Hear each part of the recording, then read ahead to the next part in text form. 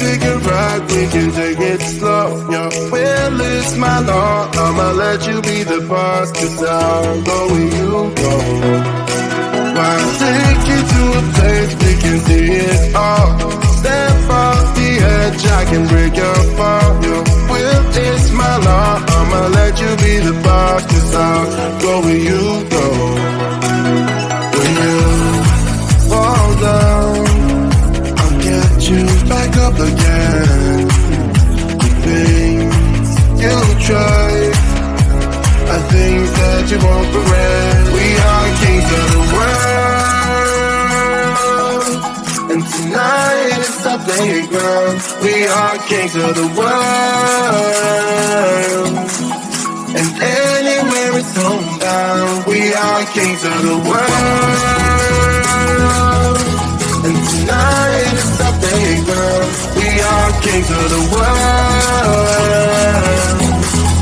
and anywhere it's homebound. We are kings of the world.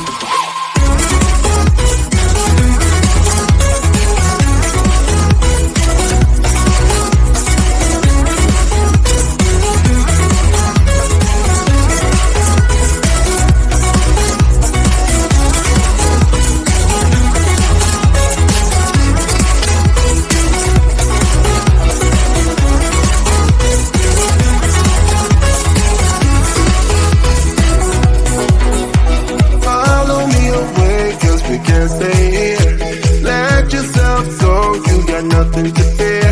You'll never be alone. Let the highway be your home. 'Cause I'll go where you go.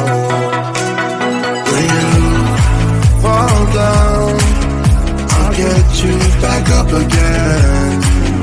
The things you try are things that you won't regret. We are kings of the world, and tonight is our playground. We are kings of the world,